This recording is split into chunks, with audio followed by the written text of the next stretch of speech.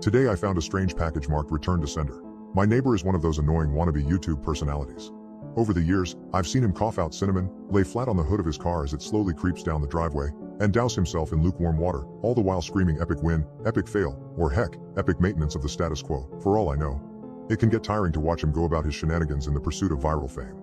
So, when he knocked on my door the other day, told me he was going away for a few weeks, and asked that I get his mail, honestly, it was a relief. I can't explain the peace of mind I had knowing I didn't have to brace myself for any of his stupidity for a while. I was always afraid his stunts would wind up bleeding over into my life. Things were pretty normal for the first couple of days. He received a few bills, a bit of spam, and what I could only assume was a birthday card.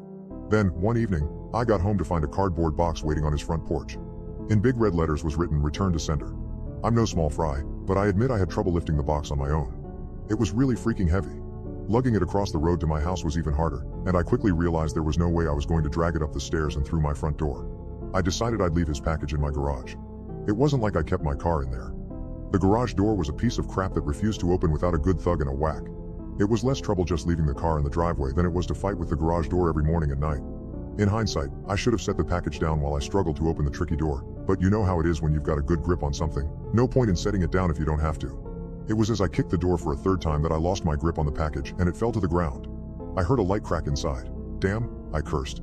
I hoped I hadn't broken anything important, but figured I just wouldn't tell my neighbor about it and let him assume the break happened en route. Hands-free, I finally managed to get the garage door unstuck, and boy did it screech in protest as it rolled up and over me. I dragged the box the rest of the way, setting it in the corner for whenever my neighbor would come back to claim it. And then, I forgot all about it. Until a few days passed, that is.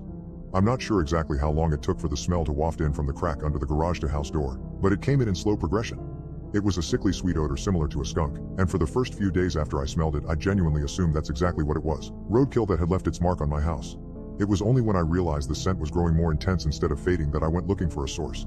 That's when I opened the garage door, and that's when the odor knocked me back, holding my nose. The culprit wasn't hard to identify. The only change in my garage was the box in the corner. I remember thinking it must have been one of those meat of the month subscription boxes. The meat must have gone rancid from being left out of the fridge for so long. How much meat could have been in there for the box to have been so large and heavy? An entire freaking cow. I covered my nose as I approached the box, a pair of scissors in my hands. I probably wouldn't have needed them to open it, as it had become soggy enough at the bottom to poke through with a finger, but I wasn't about to poke my finger into spoiled meat juices. That soggy bottom was the reason I had to open the box in the first place. If I tried to drag it out whole, everything would spill onto the floor. I was going to have to dump the pieces of meat one garbage bag at a time, and take them down to the dumpster, a process I wasn't looking forward to. My scissors tore through the tape along the top of the cardboard box. I thought the smell couldn't get any worse, but as I flipped the flaps open, I discovered a whole new gamut of stink. It was like opening a burning oven, but instead of a heat wave,